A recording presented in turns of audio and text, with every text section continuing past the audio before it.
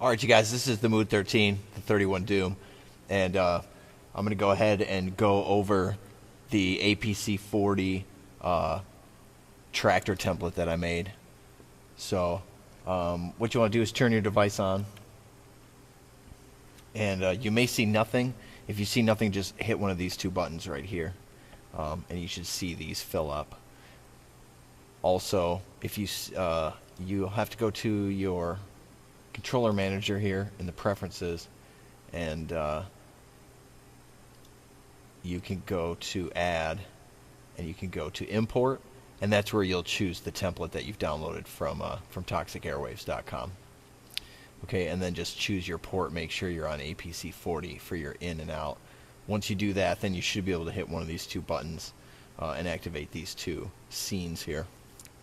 So this is going to be part one of the video, and what I'm going to go through first is the initial setup, because there's a few different things I want to explain here.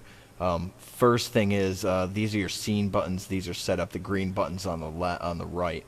So the top one and the first four actually, they're going to have to do with sample decks. So I'm going to go into that in one of the other videos. So just know that scenes 1 through 4 are sample decks. And then you've got your last lit up green button. That one is your effects control, and then the stop all clips button, you click on that, and that's going to be your transport, your play control, and your cue control. Okay.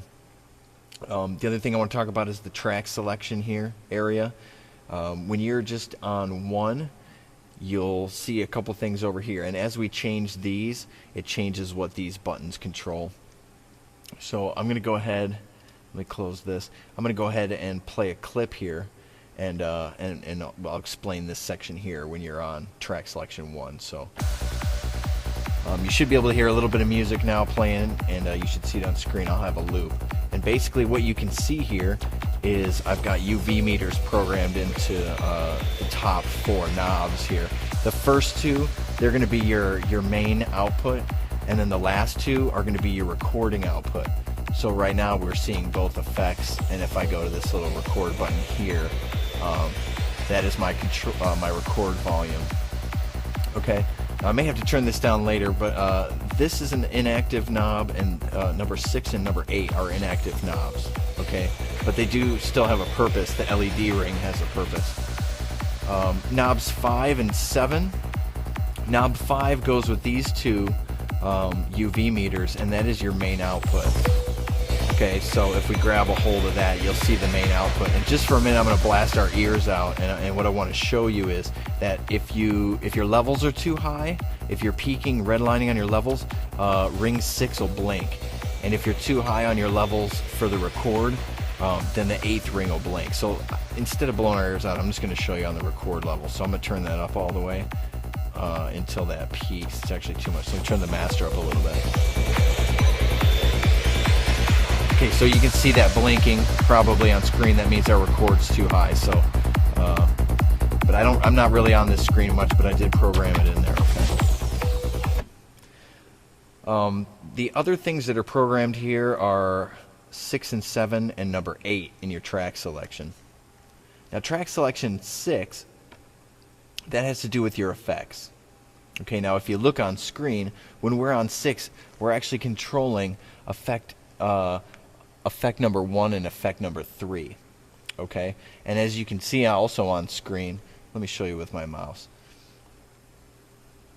You'll see that I have 1 and 3 set up for deck number 1 on the left hand side, and then you'll see that I have effect number 1 and 3 for track C, or the 3rd deck on the left hand side. Okay, and so both of these are set to both of these effects, and each one of these effects is set as a triple. So you may have to set your settings a little bit. Go to find your effect setting, turn this into a triple. Okay, and actually turn all of them to triples. So basically, when we're on number 6, that means we're going to be controlling the parameters for effect 1 and effect 3. So you can see I've got 8 knobs. The first 2 on the left, those are going to be your wet dry for both those effects. So you should be able to see those right about here. As I turn these knobs, you should see those. That's your wet dry. Okay, and then you've got 6 knobs, and those correlate with the effects parameters for each of them. So as I turn these up, you can see And you may have to go all the way up and down to set these in the beginning so that it uses the full range. Sometimes it gets stuck. So you just want to, during your setup, you'll want to make sure these are all active all the way from the top to the bottom. Okay, so that's for effect number 1 and 3. If I switch over to 7, then you can see on the other side of the screen over here that I'm controlling the wet dry for effect number 2 and effect number 4, and then of course the parameters accordingly. Okay. If I go over to 8, I will be controlling the filter of all 4 decks on the bottom row here. These are all filters for 1, 2, 3, and 4. Sorry, A, B, C, and D. Okay, so you can see the filters moving here and here, and of course down at the bottom here and here. Okay, so we'll put those back at 0, or as close as you can get to. Okay, and then the top row is your key. So you have the knobs for your key on all 4 decks, 1, 2, 3, and 4. Okay. And of course I've set all these knobs to not jump you into position. So say if we're looking at our key, the first time you do it, when you move one, it's going to have to get to its position and then it snatches hold of it. So that's kind of handy, so you're not, you know, blasting people with an effect or something like that, trying to get to where you are on the knob. It doesn't jump it into place. Okay, so that's the bottom row here, and I believe the last one, if you hit the master button, the bottom 4, that's going to be your level control if you like mixing from the faders on tracks A, B, C, and D. Okay, so that's for all 4 of those. And I don't believe I have the top 4 assigned to anything. Okay, so again, the only ones I have assigned are track selection 1. That's going to be your UV meters for output, master output, and record. These 6 and 8 are going to be just your warnings if you're peaking, and then you've got volume control for your recording in 7 and your master output in 5. Okay. The other thing I want to show you is this area here down at the bottom. It's your activator, solo, cue, and record arm buttons. I obviously don't have those set up at all as they're identified, but if you turn them all on, let's turn on the first 4 sets of them. These are set up as your high cuts, your mid cuts, and your low cuts for tracks A, B, C, and D.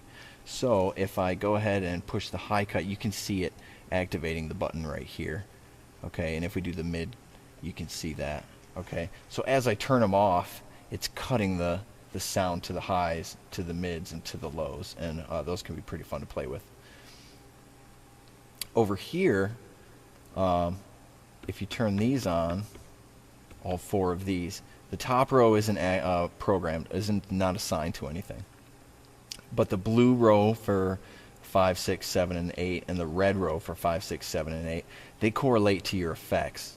Okay, so the way I have them set up right now, I have them set in pairs. So you can see I can turn on one, and if I turn on the red, that's going to activate on track A there. That's going to activate effects 1 and 3, and 2 and 4.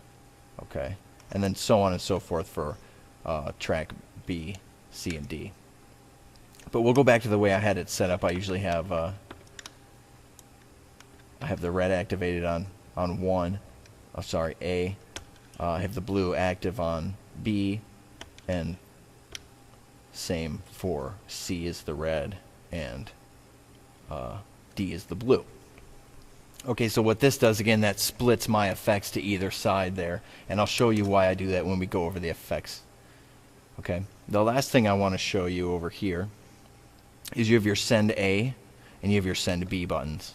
Okay, and I program them also. And what these do is if I go to send A, the top outside knobs, they become your input gain. Okay, your gain here for these, for A and for B. Okay, I split these up into 2s, and I'll show you in a second. So everything that's in send A, that's going to be your tracks A, decks A and decks B. if I switch over to send B, then that's going to be controlling my track deck C and D. Okay. So let's go back to A here. And again, the top outside, those are going to be your gains. The top inside, they become your high knobs. Okay, so this will control your highs. Again, we're on send A, so that's going to be controlling deck A and B. Okay, the inside bottom, that becomes your mids, and then the outside bottom is your lows. Okay, so this comes in very handy when you're moving to a new track. Turn down your highs and turn down your mids and have your highs a little bit low. So, and of course, and then you have your gain here. And again, send A is going to control all of deck 1 and A and B, and send B is going to control C and D. Okay, so that pretty much makes it for the first video. I'm going to go ahead and hit pause, and we'll continue on in the next video. Thanks for tuning in. This is the Mood 13 31 Doom. Thanks, guys.